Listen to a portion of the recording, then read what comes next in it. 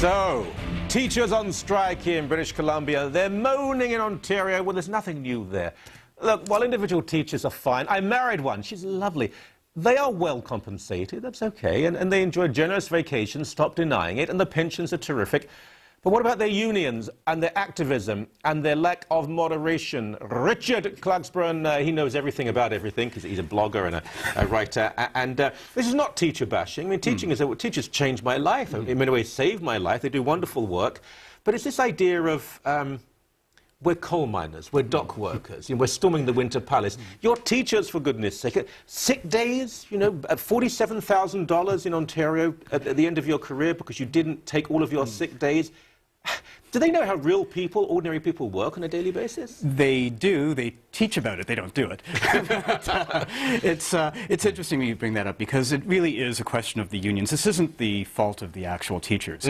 And as we know, I mean, one of the reasons that capitalism is successful and socialism and communism isn't is because there are incentives for everybody on the management side, on the labor side, and for management, it's in management's interest to retain and promote and reward the best workers. Yeah. And so schools naturally do that. Now, what's the job of the union? The union is to prevent the worst workers from getting let go. And there's a marvelous movie that a company I worked for in Hollywood produced in 2010 called Waiting for Superman. It's a documentary made by a work buddy of mine named Davis Guggenheim. Yeah.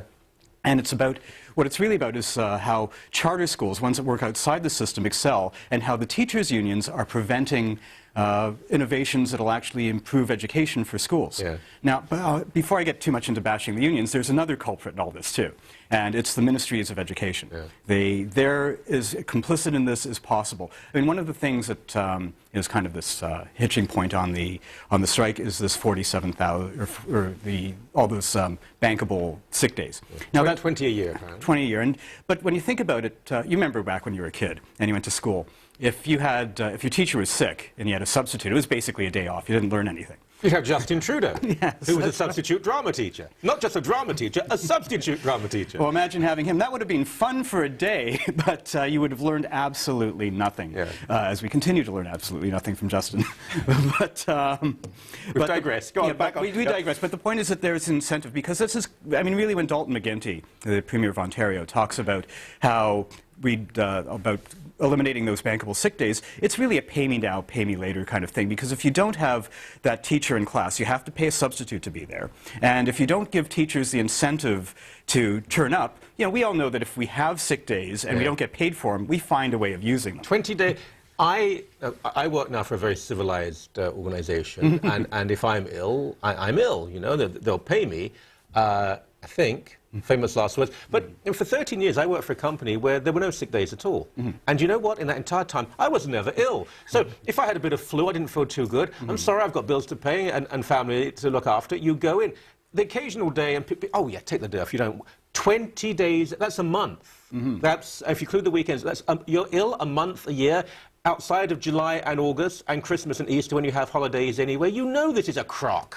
It's absolutely true that the more sick days you give somebody, the more they're going to find a way of using. Or bank them at the end. Or bank them at the end. So one way of addressing it is to remove some of the sick days. The other one is to provide some incentive. Give them half a day's pay rather than a whole day's pay that they can bank towards the end. There's some way of doing it, because again, if you give them the sick days, they'll use them. I had never heard the phrase burnout till I came to Canada and married a teacher, and it was really her family, most wonderful people, but quite a few teachers, and they'd use this phrase burnout. Well, when my dad, God rest his soul, was driving that bloody black cab for 12 hours a day, 6 days a week, he didn't come back and say, oh, I got burnout. Because if he didn't work, he wasn't paid. And that's the case for a burnout. Yes, we feel really down, we haven't got the energy anymore. Tough. Life is not always that easy. Well, it's part of a culture of entitlement that we now have. And it applies to teachers as well as students, as everyone. And it's really fostered by an educational system. And this is getting back to some other stuff that we've talked about in the past. But there's an educational system that basically teaches that everyone has a right to whatever they want. And if you don't get it, somehow it's the government's fault. It's not your responsibility to take care of yourself. It's the government's responsibility. It's really detrimental to the way that society is going. We see it in things like equity policies that are being fostered by the Ministry of Education. The idea that someone should be treated differently based on their entitlement group, and the whole notion of identity politics that plays a large factor in it as well. And one of the things that's happening recently is that the Ontario Ministry of Education is going to be sponsoring a conference next month, in May, at the beginning of May, that is bringing in a speaker named Tim Weiss, who believes that we should focus more on race, which is really contrary to the whole notion of equality of people. It's a scary thing because one of the ideas that we really want to foster is that you treat people or a person as an individual rather than as a representative of their group. And schools are now doing the opposite. They're trying to teach people to be, you're not just an individual, you're not even an individual, you are a representative of your skin color. Okay, so you have 13, 14-year-old girls cutting themselves. I'm not talking about a handful, I'm talking about a large number cutting themselves. You have the use of drugs way beyond cannabis by kids of 14 years old. You have degrees of promiscuity, you have suicide attempts. And this has nothing to do with homosexuality, by the way, that's another issue. And you have rising illiteracy and social breakdown. But teachers are bringing in some loony to come in and talk about how important race is when it comes to teaching kids. Yeah, and they also have another speaker who's a well-known proponent of Sharia law. So it's, yeah, Are you serious? I am indeed.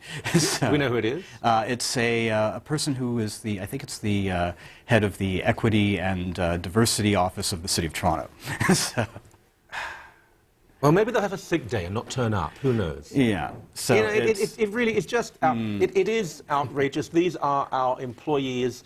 They don't co-parent. They're there to teach our kids to the best of their ability. I'm not saying they should be paid less. I'm not even saying don't have those huge holidays. Good luck to you. But stop pretending that you are working way down that Soviet coal mine in 1941, because you're not. Well, indeed they aren't. But it goes back to the Ministry of Education. What this province, what Canada needs, is a total overhaul of the curriculums and the education systems. Nobody's really examining it. Okay. By the way, just before we go, you mentioned that movie which I've seen about charter schools. What people should realize is the main beneficiaries of charter schools are inner-city black kids, single-parent families. Absolutely. Their lives are changed. They're saved from gang culture and prison and violent death. And the very people opposing it are white, very left-wing teachers' unions, because they're more concerned with the jobs of their employees than with inner-city black kids having a decent life. That's absolutely true. That's a great way to end. It is. Thank you very much. My pleasure.